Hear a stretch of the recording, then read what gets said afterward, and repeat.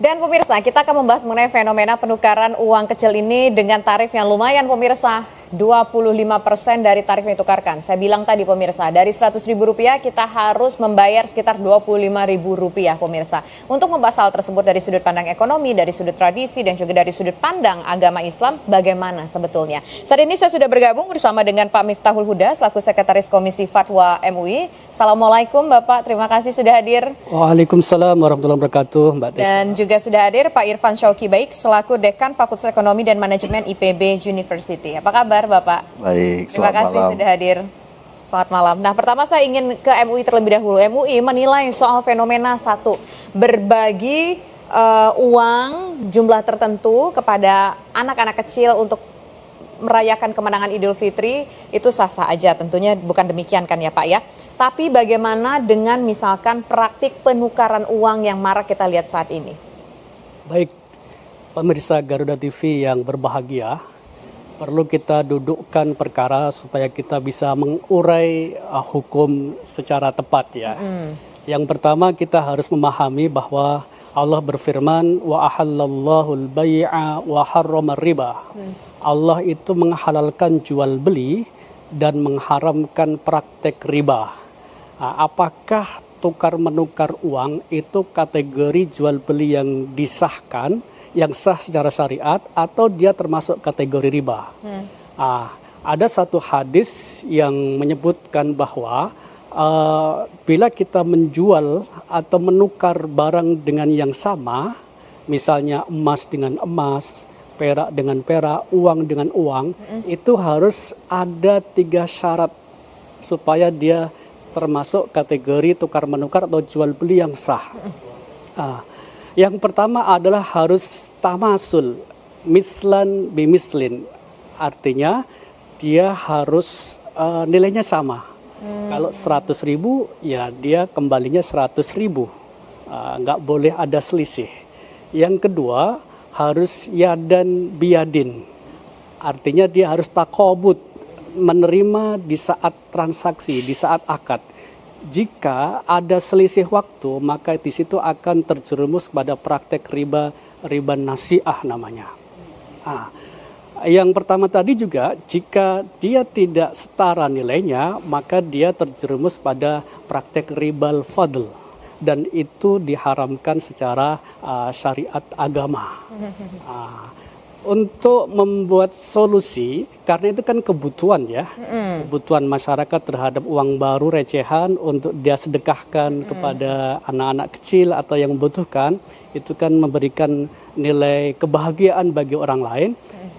Itu kita harus kasih solusi. Makharijnya apa? Makharij syariah. Solusinya adalah yaitu dengan merubah akad ya. Kalau tadi kan akadnya adalah jual beli, tukar menukar itu kan ibarat jual beli.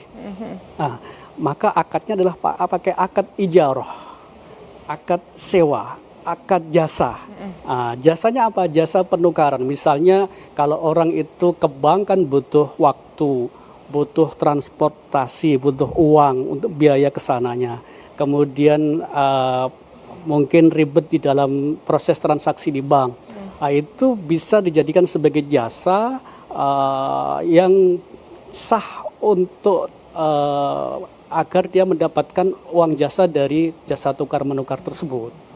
Dia dari akadnya adalah akad ijarah. Oke, tapi itu kan kalau misalkan tukar menukar itu sah. Misalkan kalau ke money changer kita kan juga membayar jasa tukar dolar rupiah, rupiah dolar, itu kan kita wajar membayar jasa. Tapi kalau misalkan dengan fenomena yang ada 100.000 nih Pak, kita harus bayar 25.000 untuk 100.000, jumlahnya 25%. Nah, apakah soal mengambil keuntungan untuk jasa tersebut juga diatur dalam agama? Idealnya berapa sih maksimalnya bisa mengambil keuntungan untuk jasa yang ditawarkan, jasa tukar uang tadi khususnya?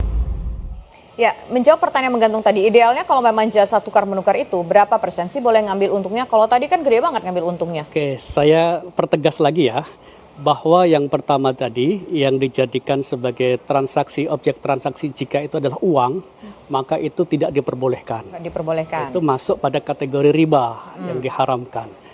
Tetapi solusinya adalah yang dijadikan sebagai objek transaksi adalah jasa penukaran uang tersebut. Kan ya. jasa. Nah, pertanyaan Jasanya, kalau ya. jasa berapa persen bolehnya? Kan artinya ada celah di situ, boleh karena menggunakan kata jasa. Tapi idealnya bolehnya jasa itu berapa persen? Tidak ada batasan persentase ya, tetapi adalah harus real. Real pengeluaran yang dia keluarkan di dalam proses penukaran tersebut. Misalnya seseorang itu kan nggak mungkin dia tukar ke bank 1 juta, kemudian dia tukarkan sebagai jasa penukaran di lapak, karena pasti dia menukarnya ke bank bisa jutaan ya. Itu kan butuh biaya realnya, misalnya transport dia ke bank berapa. Kemudian misalnya kalau butuh antrian kan di situ butuh minum, butuh kopi, itu berapa dihitung.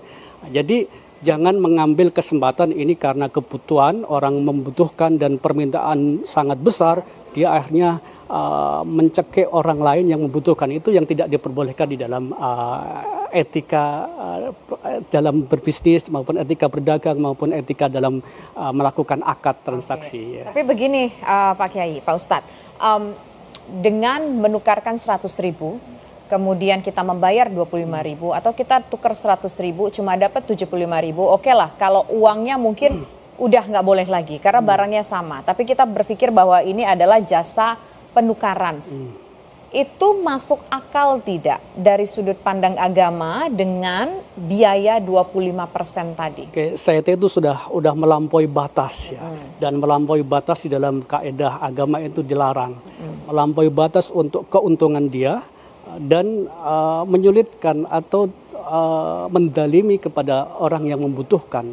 Itu dilarang di dalam praktek transaksi di dalam agama Islam. Oke, artinya itu tidak sesuai dengan praktek ajaran agama Islam ya, mengambil uang mengambil untung begitu banyak untuk jasa. Begitu sekarang saya ingin menuju ke Pak Irfan. Pak Irfan, dengan adanya tukar menukar uang ini seberapa banyak sih mungkin potensi perputaran ekonomi baik dari mereka yang memberikan uang tersebut sebagai kado lebaran ataupun juga mereka yang mendapatkan manfaat dari jasa penukaran uang tersebut? Ya. Jadi kalau kita lihat data ya, Kadin dan juga Bank Indonesia kan sudah menghitung. Tahun lalu itu sekitar 157 triliun ya perputaran uang sepanjang Idul Fitri. Artinya di situ ada perputaran dari barat ke timur, dari Jakarta keluar Jakarta, dari ke kota ke desa. Itu adalah angka yang sangat tinggi, yang itu tentu diharapkan punya efek multiplier ekonomi. Meskipun tahun ini diperkirakan mengalami penurunan angkanya, jadi sekitar 20 triliun turunnya karena jumlah pemudiknya turun. Nah, tentu dalam situasi seperti ini ya, yang perlu untuk kita dorong adalah sebenarnya pemerintah dalam hal ini Bank Indonesia, dia kan sudah bisa memperkirakan berapa proyeksi kenaikan jumlah uang yang beredar, permintaan uang masyarakat, dan juga termasuk sampai satuan nilainya. Misalnya yang 20.000 itu pasti terrecord lah berapa permintaannya, 10.000, 50.000, sehingga seharusnya untuk tahun depan itu bisa di-manage lebih baik lagi. Karena begini, problem dengan jasa penukaran uang ini, pertama kan dari sisi legalitas. Ya. Ini kan cenderung kepada illegal money transaction sebenarnya. Yang kan jual di jalan gitu ya? Ya, apalagi bukan oleh lembaga keuangan resmi. Ya, itu kan ada faktor legal di situ.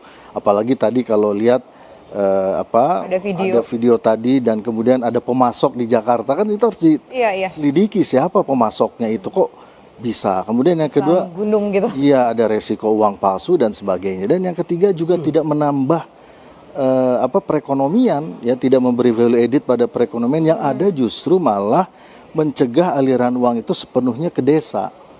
Gitu, ya. Kenapa? Karena ada nilai tadi. Ya, kalau tadi di berita tadi dikatakan dari 500 juta dia dapat untung 150 juta, itu kan 150 dari 500 berarti hampir sepertiga kira-kira, ya. Artinya kalau ada 150 triliun, hampir sepertiganya nggak jadi ke desa. Padahal kalau dia uangnya ke desa semua, kan itu akan menghidupkan juga di sana. Ada proses pendistribusian uang gitu ya, sehingga karena menikmati hanya yang dapat margin dari jasa itu aja yang menahan laju perpindahan uang itu justru orang-orang kaya yang jual duit melakukan jual beli yang ilegal itu gitu. Itu yang menurut saya perlu untuk diantisipasi. Nah karena itulah, karena di sisi lain ada hajah, makanya tadi Ustadz Miftah mengatakan harus ada makhrij ya, jalan keluarnya. Maka menurut saya adalah lebih kepada penataan sistem dan dengan kemajuan teknologi harusnya bisa begini. Ya, misalnya ada layanan di aplikasi mobile banking atau mungkin juga terkonek dengan Bank Indonesia. Sudah ada loh pusat dari Bank Indonesia untuk melakukan penukaran uang tersebut, harus daftar terlebih dahulu secara online. Tapi saya sendiri juga mengalami, pemirsa, sulit masuk ke sana, gagal gitu. Artinya maksud saya adalah itu harusnya diperbaiki, semudah kita transfer lah. Semudah kita transfer kan kita harus bisa ada fitur di mobile banking misalnya, fitur pemesanan uang dengan jumlah sekian, nanti tinggal ambil di bank, di bank tanggal sekian, jam sekian. Jadi kalau di Mekah tuh kalau mau masuk Raudhah jam sekian, tanggal sekian, jadi orang tahu, nusuk kita bisa tahu gitu. Nah maksud saya itu harusnya kita dorong supaya manfaat transfer uang ini itu betul-betul bisa dinikmati di daerah gitu, bisa dinikmati di pedesaan, bisa dinikmati oleh masyarakat gitu. Dan itu menurut saya harusnya dengan kemajuan teknologi mestinya bisa kita lakukan ya Mbak ya. Saya sepakat dengan Pak Irfan ya. Jadi ada yang membisiki saya, ini jangan-jangan ada permainan orang dalam atau orang-orang tertentu gitu ya. Sebab ketika kita menukarkan ke bank, habis. Tapi di jalanan banyak. Ini saya kira perlu ditata bagaimana sistem distribusinya dengan baik. Gitu. Misalnya pembatasan setiap orang maksimal berapa gitu kan. Apakah MUI pun juga akan mengeluarkan fatwa tentunya mungkin untuk tahun depan, kalau sekarang kan udah telat ya Pak ya, sudah tinggal berapa hari lagi Lebaran begitu. Apakah MUI berencana akan mengeluarkan fatwa soal ini untuk kedepannya, karena banyak orang yang menjerit ini, apalagi di sosial media, kita kesel nggak bisa dapetin uang tersebut, tapi bisa orang bergunung-gunung numpuk-numpukin uangnya gitu, pamer dengan sedemikian rupa. Sebenarnya dengan pengaturan dan sistem yang baik itu bisa selesai ya. Tapi kalau memang dibutuhkan ya kita kaji ya, apakah perlu fatwa khusus atau tidak. Ya. Kalau menurut Pak Ustadz perlu fatwa khusus nggak sih kondisi seperti ini? Karena kan udah terjadi bertahun-tahun ya fenomena penukaran uang, cuma mungkin ini jadi semakin heboh karena ada yang viral di media sosial tadi, nunjukin uangnya tinggi banget, banyak banget jumlahnya ketika orang lain susah untuk dapetin tukaran uang. Fatwa itu dalam sistem hukum Indonesia kan tidak mengikat, dia hanya sebagai pandangan keagamaan saja. Jadi saya kira perlu aturan yang dari perbankan yang lebih mengikat ya. Seperti Tapi itu. Bisa saja ya Ustadz ya, kalau masyarakat kita misalnya ya mengusulkan untuk pembahasan, bisa saja itu bisa jadi dasar pembahasan oleh fatwa MUI begitu. Itu yang menurut saya menjadi penting karena terus terang kita melihat ada banyak resiko juga sebenarnya dengan kegiatan penukaran uang ini ya. Jadi artinya ada hal-hal yang sifatnya madorot yang ini justru harus kita atasi, jangan terjadi berulang terus gitu setiap tahun. Nah itu yang mungkin menurut saya menjadi PR kita bersama lah. Tapi Pak Rifan pernah mendengar tidak mungkin catatan-catatan bahwa penukaran uang ini dipergunakan, memang ada kasus realnya terjadi di situ untuk menyisipkan uang palsu misalkan. Ya apalagi itu sangat mudah kan, sangat mudah. Jadi misalnya begini saja, seseorang dengan mudah mendapatkan 2 miliar tadi. Kan pertanyaannya siapa pemasoknya? Pemasoknya kan mesti orang yang punya akses kuat ya. Ke perbankan. Perbankan atau ke bank sentral. Ya, nah di situ kan kita bisa banyak berasumsi jadinya ya, bisa berprasangka. Nah justru yang begini-begini menurut saya harus ditangani karena sekali lagi ini nggak memberi value edit sama sekali. Untuk perputaran ekonomi sama sekali tidak ada pengaruhnya. Ya, karena dia hanya bicara pertukaran uang, yang ada adalah perpindahan kekayaan dari orang yang mau mudik kepada si penjual yang menjual jasa penukaran. Gitu nah, iya, yang ada perpindahan itu dan nilainya kan besar tadi, hampir 30%. Jadi dan ini juga secara makronya kan jadi kurang bagus ya. Di sisi lain kita ingin mengurangi ketimpangan, tapi praktek-praktek yang melibatkan uang lebih dari 100 triliun untuk momen Idul Fitri, 20-30%-nya malah kembali kepada mereka yang punya modal tadi. Mungkin solusinya selanjutnya adalah daripada kita nukerin duit di jalan ya, kalau nggak dapat uang ya udah deh minta kris nomor rekening masing-masing aja gitu ya. Lebih baik begitu. Ya Pak Irfan, tadi kalau tidak salah uang yang keluar begitu dari bank sentral untuk penukaran ini sekitar 137 triliun ya. Ya, perkiraan, betul. Itu apakah memang sulit bank sentral untuk memberikan pengawasan mana yang boleh dapat atau mungkin harusnya dibatasi setiap orang kalau mau nuker cuma boleh maksimal sekian juta atau mungkin maksimal cuma boleh nuker 5 juta maksimal. Itu sebetulnya nggak ada ya regulasi itu ya? Ya, jadi memang ini harusnya pertanyaan dijawab oleh BI ya. Ya, tapi kalau saya melihat dengan volume angka seperti itu dibandingkan dengan belasan ribu triliun yang dimonitor ya oleh Bank Sentral sebagai otoritas moneter, tentu harusnya sih tidak terlalu sulit ya melakukan monitoring itu, termasuk memproyeksikan permintaan demand nilai rupiahnya, misalnya yang 10.000 berapa, 20.000 berapa, 50.000 berapa. Jadi intinya sih kalau menurut saya, kalaupun tahun ini tidak bisa, paling tidak untuk tahun depan, ya itu dimulai upaya perbaikan itu. Artinya Bank Sentral mengalami kebobolankah untuk persoalan ini? Sebenarnya bukan soal kebobolan ya, mungkin karena juga barangkali dampak langsung terhadap stabilitas nilai tukar itu dengan nilai yang 100 triliun sekian ini mungkin belum terlalu terasa signifikan. Tetapi ini terasanya adalah tadi ya, perpindahan distribusi kekayaan aja, aset yang harusnya dinikmati oleh pemudik bisa dibawa pulang, ini ternyata terpotong sampai 20%. Nah, jadi lebih kepada unsur keadilan dan kemudahan sebenarnya. Kemudahan sehingga masyarakat merasa bahwa ketika dia mudik, dia juga difasilitasi. Mungkin selama ini kan yang difasilitasi baru mudik gratis, naik sama-sama difasilitasi oleh pemerintah, ya BUMN, BUMD begitu. Nah sekarang menurut saya yang juga harus masuk dalam daftar list tambahan adalah memfasilitasi kemudahan penukaran uang dengan sistem yang lebih mudah lagi ya,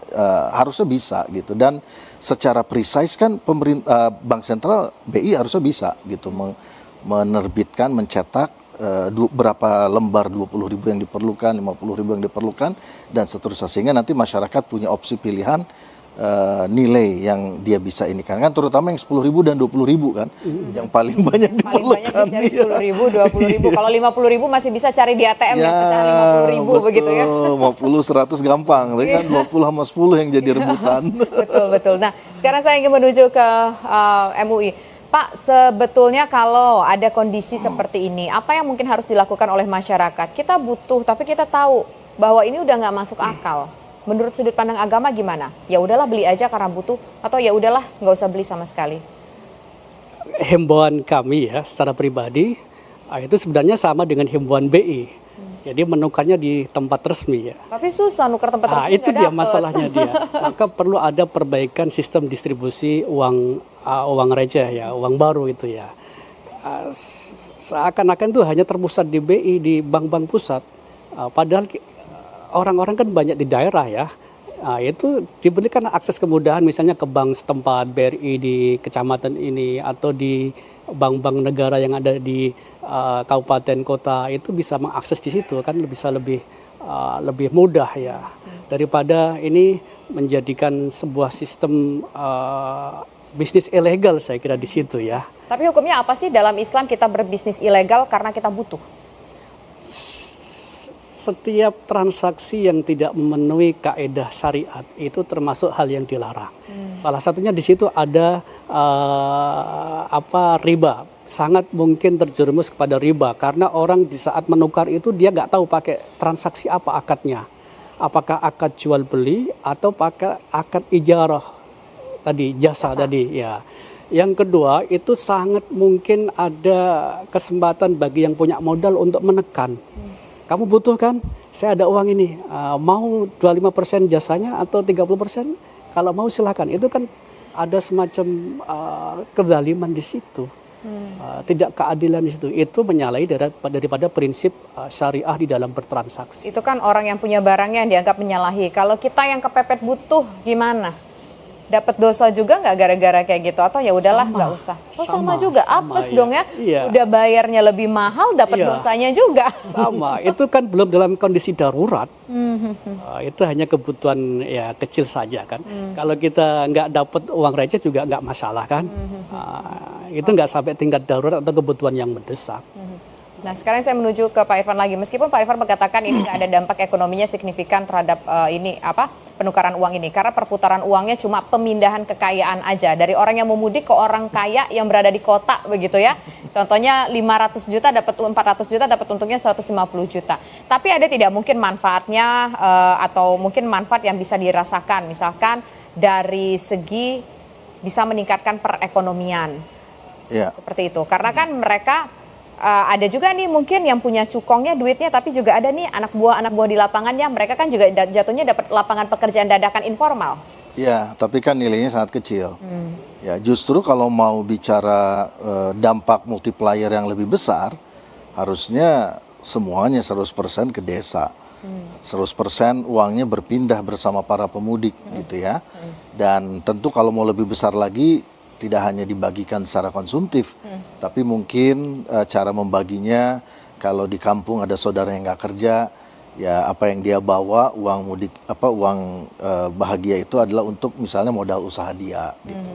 Nah itu akan lebih besar lagi efeknya. Tapi paling tidak ya dengan uang yang dibawa para pemudik itu minimal kan selama dia berada di lokasi tempat asal dia perlu makan, dia bisa menghidupkan ekonomi di situ. Jadi sebenarnya yang bisa menghidupkan ekonomi itu adalah uang yang betul-betul berpindah tadi. Begitu. Nah cuman terhambat sebagian oleh yang menukarkan jasa. Yang sebenarnya kalau fungsi ini dijalankan oleh bank syariah dengan benar, oleh bank-bank nasional dengan benar, sebenarnya ini nggak akan terjadi. Begitu. Ini kan kenapa muncul begini, kan ada kesempatan, ada peluang, dan ternyata relatif dibiarkan gitu kan, tidak ada tindakan-tindakan yang dilakukan gitu. Nah sehingga ini duit ini kan udah lama banget udah ada ya. Sehingga dianggap ini sesuatu yang normal. Padahal tadi justru ini menjadi menurut saya agak tidak normal. Makanya sekarang momennya lah untuk memperbaiki ke depan ya, kalau kita mau bicara dampak ekonomi yang lebih besar.